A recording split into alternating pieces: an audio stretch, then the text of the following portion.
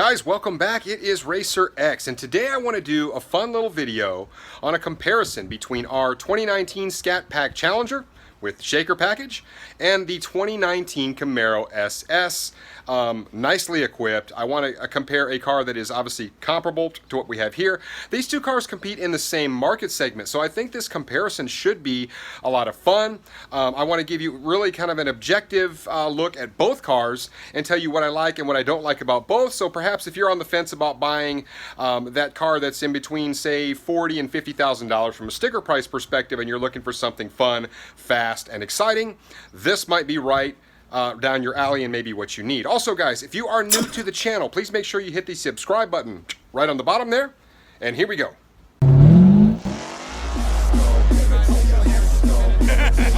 We got the 1,000 horsepower helmet.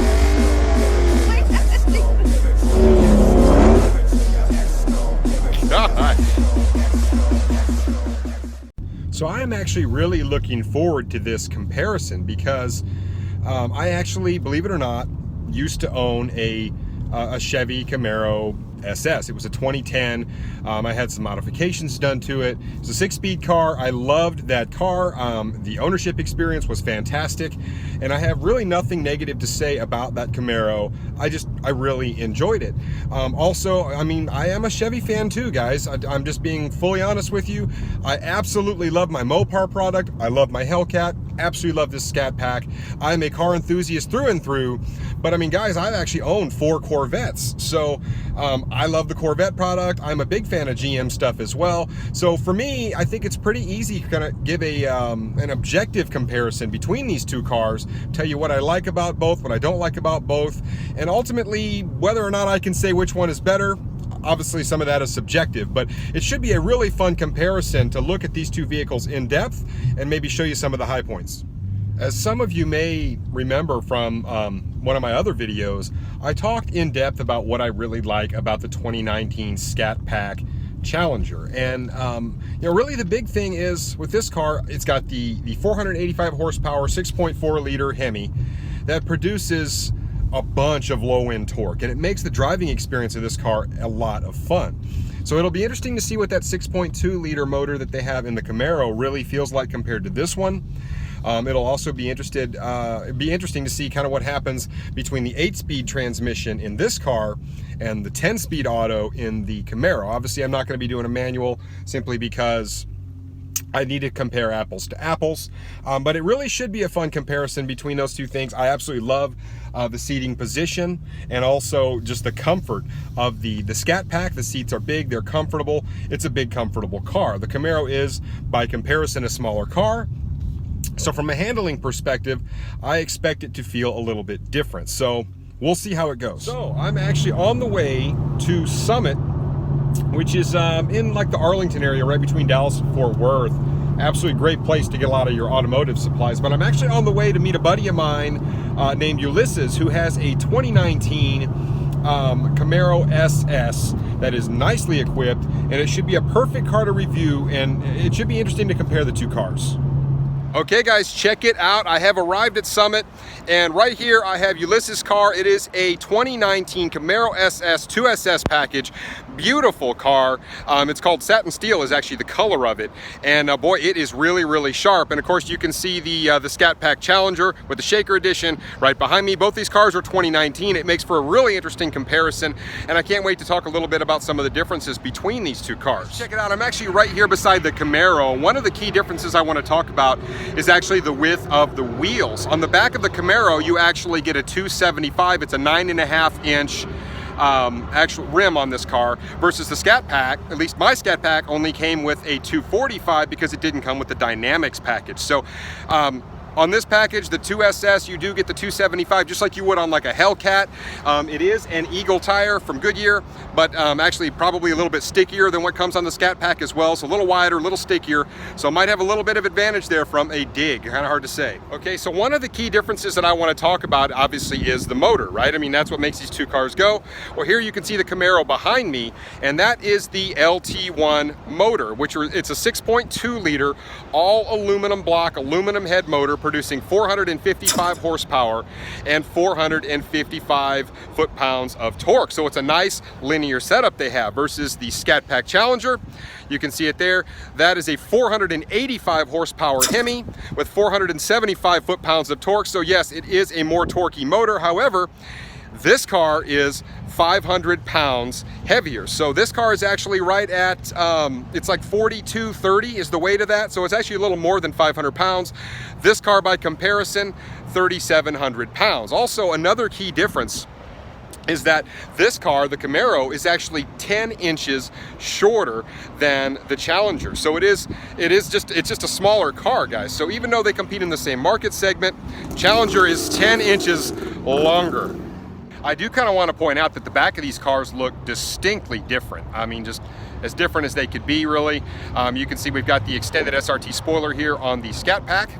And here we've got the back of the Camaro, and he's actually got some pretty cool little stainless works on the back of this. It's an axle back system, so from a power perspective, I think it's going to be the same, but those exhaust tips are actually a little bit wider.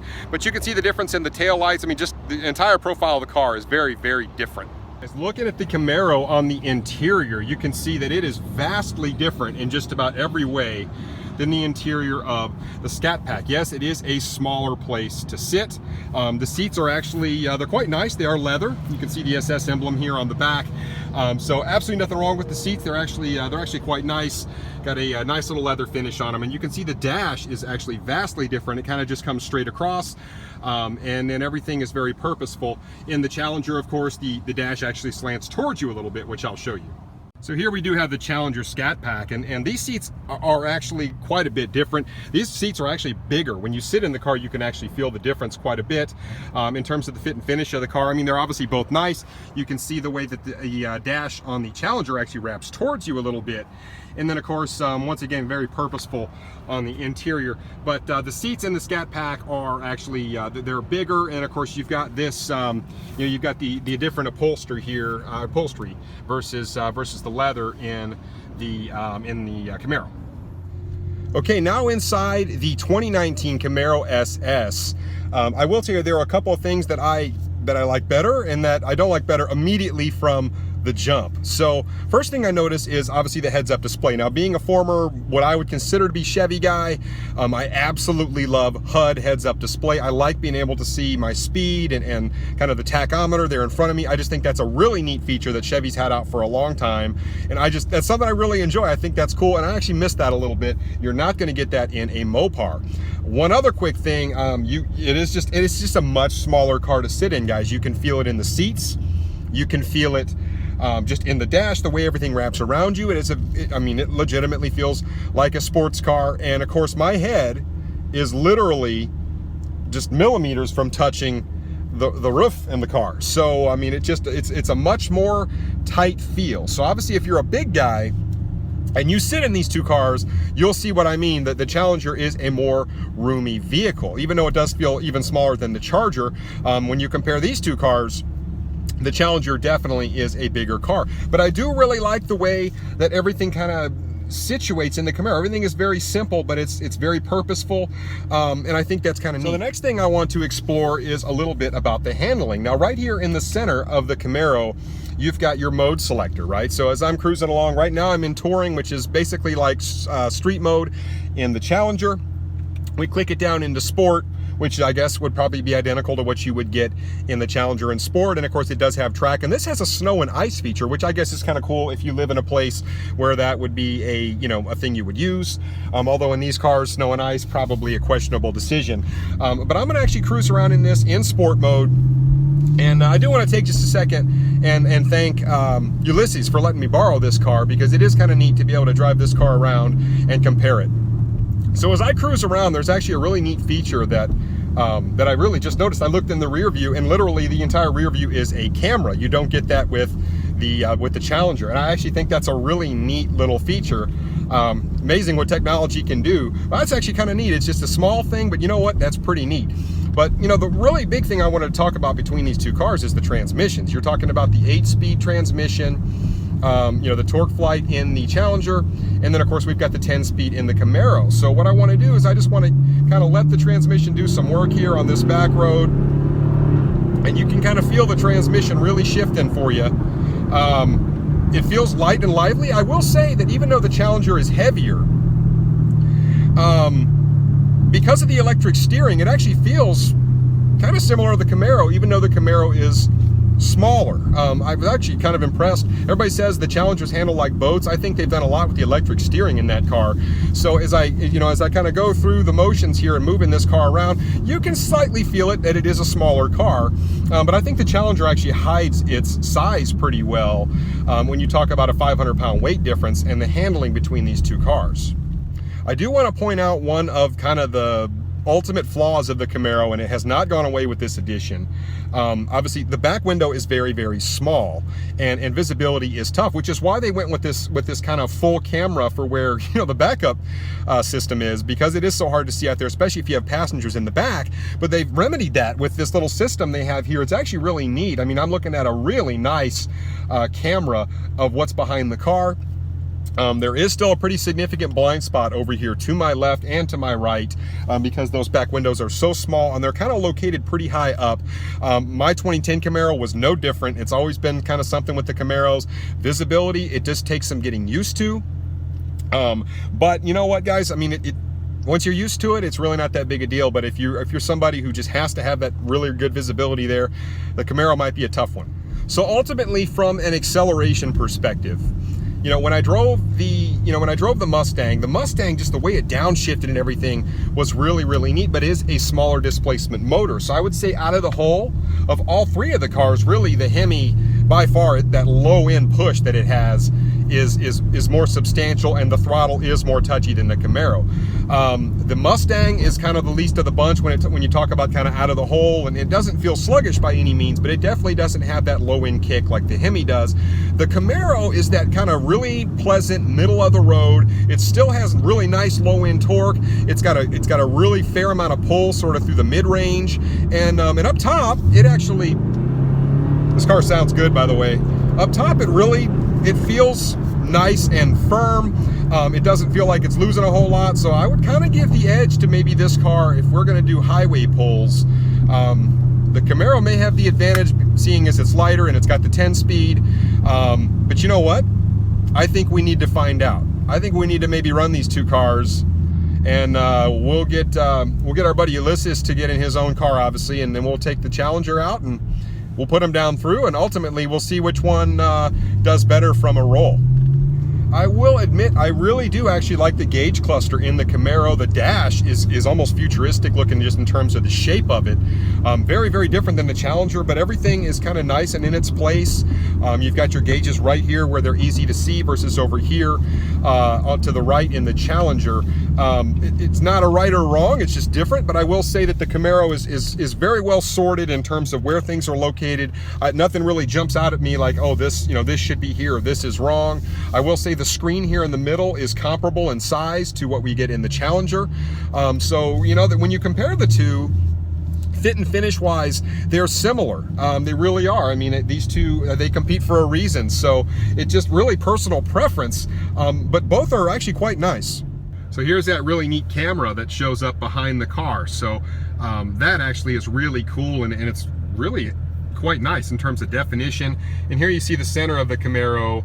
I mean, it's quite simple but very functional. And you know, there's your mode selector there, right there in the middle. Everything is just kind of really well sorted in the car. I mean, I've got really no complaints with how this car is put together. Okay, so I am back inside the 2019 Challenger Scatpack, and we've got Ulisis' car, and he's following me. So we're actually going to go to Mexico, a little bit of a drive, and we're going to get a couple of pulls in and see which one of these cars actually pulls a little better. Starting at about 55 miles an hour, we're both going to have the traction control on. We're both going to leave, I mean, he'll leave in a different gear, I think, because he's got a 10-speed. He'll probably be in fourth, but I think about 55 miles an hour. And we're not going to go super crazy with it, guys, but I do want to see which one of these cars comes out on top, at least on the highway. It should be interesting.